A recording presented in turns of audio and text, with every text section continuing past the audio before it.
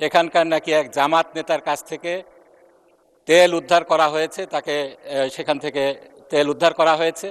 এ বিষয়ে আমার যেটা বক্তব্য, সংবাদপত্রের রিপোর্টের উপরে কিংবা হিয়ার্সের উপরে অমুকে অমুক কথা বলেছে, এসবের উপরে সংসদে কোনো পয়েন্ট অফ অর্ডার গৃহীত হবে না, এটা নিয়ে আলোচনাও হবে না। কিন্তু দুঃখজনকভাবে সেদিন মন্ত্রী মহোদয় না, প্রতিমন্ত্রী মহোদয় বিষয়টা অবতারণা করেছেন। তিনি কিন্তু সংবাদপত্রের রেফারেন্সেই কথা বলেছেন। ওটা কি পয়েন্ট অফ অর্ডার ছিল? উনি কি পয়েন্ট অফ অর্ডারে বলেছিলেন? না না, উনি 300 বিধিতে একটা বিবৃতি ও দিয়েছেন। 300 বিধিতে মন্ত্রীরা যে কোনো সময় বিবৃতি দিতে অনুমতি দিচ্ছে। মোহাম্মদ নাজিবুর রহমান, মাননীয় সদস্য, পাবনা 1। স্পিকার, আমি যে বিষয়টি রেজ করতে চাচ্ছিলাম 274 বিধিতে, গত কয়েকদিন আগে অনলাইন মিডিয়াতে একটি রিপোর্ট এসেছে যার মুদ্রা কথা সরকার 2 লক্ষ টন ডিজেল আমদানি করছেন বিনা টেন্ডারে। এটার ব্যাপারে সিরিয়াস প্রশ্ন উত্থাপিত হয়েছে এবং সেখানে বলা হয়েছে যে আমি ব্রিটেনে যেই ল ফার্মে ল চেম্বারে ব্যারিস্টার হিসাবে প্র্যাকটিস করতাম, আমার এক কলিগকে নাকি এই কন্ট্রাক্ট দেওয়া হয়েছে। এ ব্যাপারে আমার প্রথম যে বিষয়টি আমি বলতে চাই, এটি সম্পূর্ণ মিথ্যা একটি অপবাদ। আমার চেম্বারের কোনো কলিগ এক্ষেত্রে কোনো টেন্ডারে অংশগ্রহণ করেছেন কিংবা পেয়েছেন এরকম কিছু আমি পাইনি।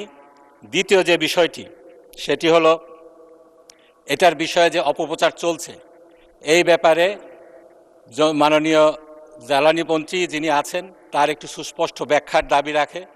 2 লক্ষ টন জ্বালানি তেল কিভাবে আমদানি হলো, কোনো এক্ষেত্রে কোনো যেই স্বচ্ছতা অবলম্বন করা হয়েছে কিনা, এই বিষয়টি জানানো দরকার, যাতে জানতে চায়। 3 নম্বর যে বিষয়টি, মাননীয় জ্বালানি মন্ত্রী একটি বিষয় উত্থাপন করেছেন আমার এলাকার ব্যাপারে। তিনি বলেছেন আমার নির্বাচনী এলাকা সাথিয়া, সেখানকার নাকি এক জামাত নেতার কাছ থেকে তেল উদ্ধার করা হয়েছে, তাকে সেখান থেকে তেল উদ্ধার করা হয়েছে। এ বিষয়ে আমার যেটা বক্তব্য, সে যে রিপোর্টের কথা উল্লেখ করা হয়েছে সেখানে আরও 7-8টি জায়গার থেকে তেল উদ্ধার করার কথা বলা হয়েছে, কিন্তু যাদের কাছ থেকে উদ্ধার করা হয়েছে তাদের কারো পরিচয় সেখানে বলা হয়নি। শুধুমাত্র সাথিয়ার কথা বলা হয়েছে, সেখানে নাকি জামাতের কাছ থেকে তেল উদ্ধার করা হয়েছে। এ ব্যাপারে মাননীয় স্পিকার আমি খোঁজ খবর নিয়েছি।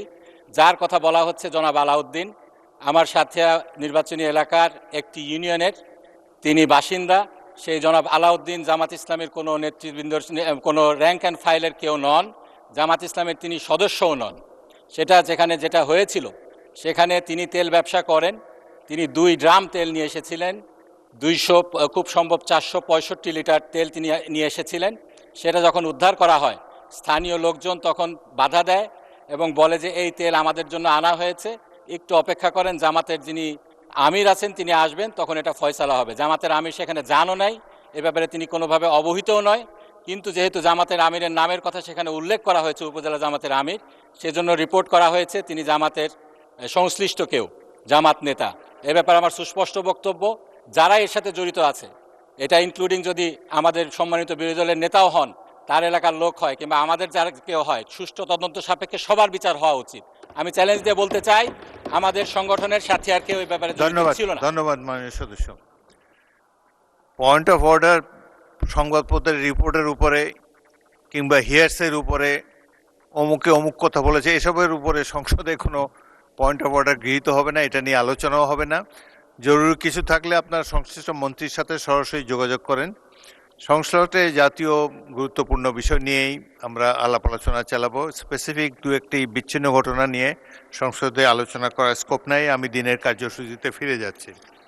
মাননীয় বিরোধী দলের নেতা বলুন, এই বিষয়ের উপর বলেন না, অন্য কিছু বলেন। যে এই বিষয়ের উপরে মাননীয় স্পিকার, আপনাকে ধন্যবাদ। আপনি আগেও আরেকদিন বলেছেন যে সংবাদপত্রে প্রকাশিত কোনো বিষয়কে রেফার করে এখানে আলোচনা হওয়া উচিত নয়। কিন্তু দুঃখজনকভাবে সেদিন মন্ত্রী মহোদয় না, প্রতিমন্ত্রী মহোদয় বিষয়টা অবতারণা করেছেন। তিনি কিন্তু সংবাদপত্রের রেফারেন্সেই কথা বলেছেন। That was reality. ধন্যবাদ মাননীয় স্পিকার। ওটা কি পয়েন্ট অফ অর্ডার ছিল? উনি কি পয়েন্ট অফ অর্ডারে বলেছিলেন? না না, উনি 300 বিধিতে একটা বিবৃতি ও দিয়েছেন। 300 বিধিতে মন্ত্রীরা যে কোনো সময় বিবৃতি দিতে পারেন। উনি ইট ইজ দেয়ার প্রিভিলেজ। পত্রিকাকেই রেফার করে কথা বলেছেন। আচ্ছা, এটা তাদের প্রিভিলেজ।